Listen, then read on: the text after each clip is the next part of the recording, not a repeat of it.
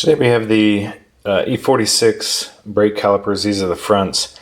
I'm rebuilding them. My daughter wanted to paint her calipers blue to match her BMW emblem, so that's what she did. And we didn't paint the whole thing. We just masked it off and painted the part that would be seen because we only had one can of paint. So what we have here is a rebuild kit for the caliper, which includes a new inner bushing rubber seal that goes around the inside, and then the seal that attaches to the piston. And so we're going to put that in. I already put one in and it was a pain in the butt, so I'm going to show you an easier way to do this. For the first one, I put the seal around the piston, around the groove here in the piston, and then I pushed the piston in a little bit, and then I attached the inner part of this seal to the actual caliper, and that was really hard. It took a while to do with this tool right here. I just kind of pushed it in all the way around the edge, making sure not to rip the rubber, which you could do with this tip here, so you got to be very careful. So I'm going to try to do it a different way, and I'll show you how. Okay, the inner gasket is not a problem. That's pretty easy. You just kind of fit it in here. There's a groove. There's two grooves on the inside here, and the one towards the bottom, the inside groove, is where this goes. So you just kind of feed it in and put it into that groove, making sure it doesn't twist in the process. What I did here with this gasket first was I took some of this rubber conditioner and I just sprayed it down, made sure it was all coated along the outside just to condition the rubber so it might last a little longer, and it might the piston might flow a little smoothly, because this is what makes the seal. The piston does not actually touch the metal. Metal to metal contact should not be made. This is what actually it rides on, and that creates your seal for the brake fluid, so it can pressurize. Okay, if you can see now, I have that rubber gasket all the way around and pressed into that inner channel. Now for this inner, or the rubber gasket that goes around the piston, there's two lips. There's one here on the bottom. There's a top, which kind of you can see here, and that faces out when it's installed. And so on the bottom, if you flip it over, this edge right here is meant to go on the inside of the groove right there on the actual caliper. And then this one here, there's another lip on this rubber, and that sits in this channel here in the actual piston. So there's two ways you can do it. You can either set the groove here on the caliper and then try to stretch the other groove around the piston, which I found to be very difficult. Or like I did with the first one, you can set the lip around the piston and then try to feed this inner lip into the groove in the caliper. And that proved to be very difficult. So what I'm going to do is I've found this cap here. And you can find probably any item about this size, plastic. This one will work best. If you have something with a lip at the bottom, that'll work best. What I'm going to do is I'm going to cut this in such a way that I can fit it inside there. Once the lip is installed, the gasket is installed inside of the caliper, fit that in there, and then grab onto the outer gasket lip and then pull it out and attach it to this groove. So I'll show you how I'm going to do that. Okay, what I did was I cut the top of the cap off, so now it's just left with this inner piece, and I cut a channel in it so that I can squeeze it to fit it inside of that gasket and then expand it out. Okay, now I've set the inner seal inside, and you press it into place all the way around, and it doesn't, I wouldn't say it snaps into place, but it does, you can feel it press into that channel all the way around on the caliper. And when it's installed properly, if you pull a little bit on the inside of this gasket, it shouldn't fall out. So, okay, what I've done is I've cut a bigger channel into the cap so that it when you squeeze it, it can close more and fit inside the inside of this gasket. And so what I'm going to do is I'm going to feed this in here and then kind of twist it around so that it kind of inserts itself all the way around. And I need 2 hands, so stand by. Okay, now I've got the lip of that can inserted all the way around, and it's kind of, you can see that it's kind of holding that rubber gasket open. And so I'm gonna go ahead and feed the actual piston inside of that can lid, and then it'll allow me to slide it in. So if I have enough room here, I have to push this can lid in a little bit.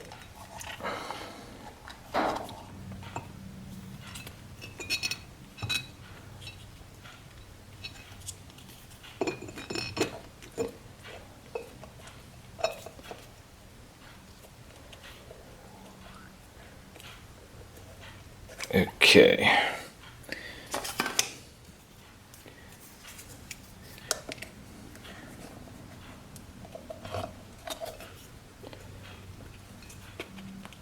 There we go. So now I've got it started here, and obviously for this open spot, you're just going to need to find a pry tool or something to fit inside there to pull that up over the edge of the piston. And now the piston is all the way in, and I can feel it touching that rubber grommet that it will slide against.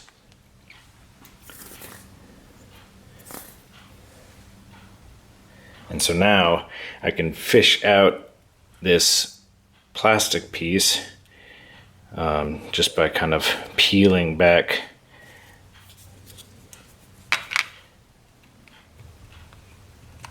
There we go. So see, I popped the edge of that out, and now I can just kind of work it out all the way around.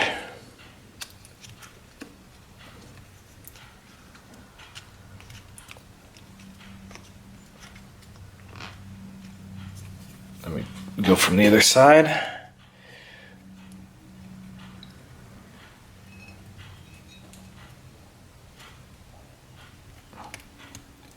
There we go.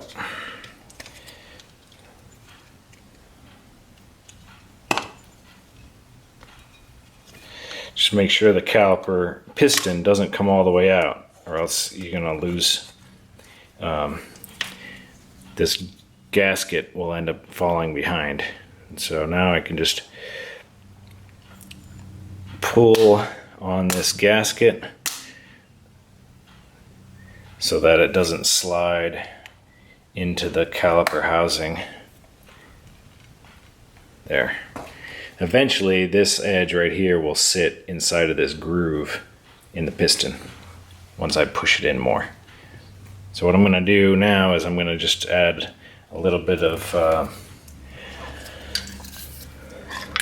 lithium grease, lubricant, just kind of in here, just a little bit, just to make sure this piston slides in to the that gasket, that inner gasket.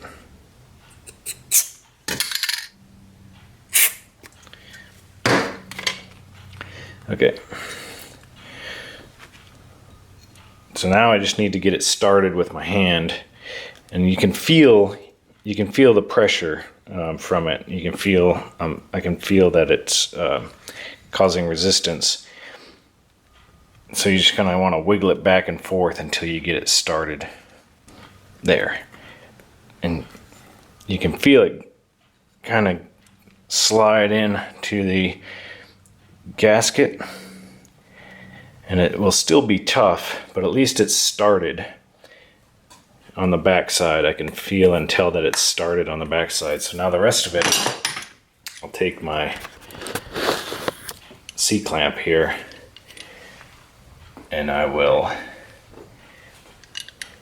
clamp it down. I have some felt pads attached to the ends of the C-clamp here, and I'll just feed this in, tighten it down, and I'll press that piston right into place. You might need to move the C-clamp around a little bit, make sure you're getting it to go in straight. So I pushed it in and the bottom kind of went in a little bit. So now I'm going to move the C-clamp up to the top and press the top in a little bit just to make sure that it doesn't go in crooked. Once you find it's going in straight, then you can press it most of the way in. I'm going to leave it right there, not pressing it all the way yet, because I want to make sure that this gasket lip gets into this channel here. So I'll take my little plastic tool here, feed it underneath, and pull this out so that this little lip sits inside that channel, and then work it all the way around from both sides to make sure that it grabs onto that channel inside the channel in the piston. There. And you kind of feel with your finger that it's sort of flush and sitting inside that channel. Okay, now that front lip is inside the channel of the piston, I'll just push the piston back in the caliper all the way.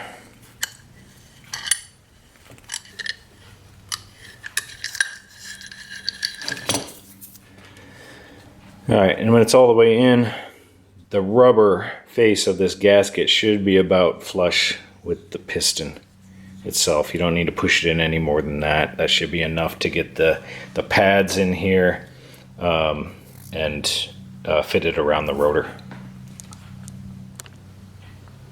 Okay, so having done it both ways, trying to feed the gasket in by hand all the way around once the piston's already in, or do it this way with some type of tool that expands that gasket out and allows you to slide the piston inside of it.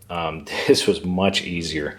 It just kind of slid right in and everything fit perfectly. So pretty much any paint can will do. You might have to play around with how much you cut it so that you can squeeze it and fit it in and then let it expand. It will help if you have a paint can with a lip like this, so then you can grab on the inside of that front lip of the gasket, and then it'll help you pull it out a little bit to meet the caliper piston. But if you don't have that, it probably will still work to do it this way. So also when you cut this can lid off, make sure that you deburr it and get rid of all the little plastic pieces. You don't want plastic shards inside of your caliper. Okay, the last piece to the rubber refresh of your calipers is the guide pin grommets or gaskets. These can be found online as well, and basically you just insert the new ones from the rear of the caliper into the holes. I cleaned up the holes a little bit with some Scotch-Brite pads just to make sure that I got rid of any rust that was in there. And I'm going to put some anti-seize on there just to try to prevent rusting in the future.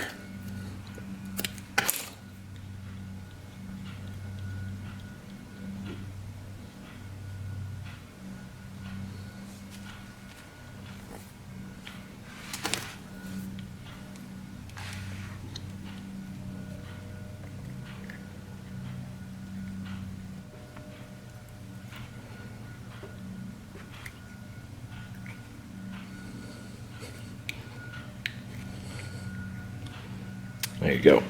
Once you get it fully installed, the front lip will pop through here, and so that's it. I'll just clean up the leftover anti-seize, and I'll put the other 3 in for the other calipers, and then I'll go install the calipers on the car. And that's about it. I will show you a pic of what it looks like when these are back installed. This isn't a caliper install video. There's plenty of those out there on YouTube, so I'll leave that to somebody else's channel. And here's what it looks like installed, just in case you're wondering. And that's a quick way to change out the gaskets and refurbish the caliper on an E46. Hope that helps someone.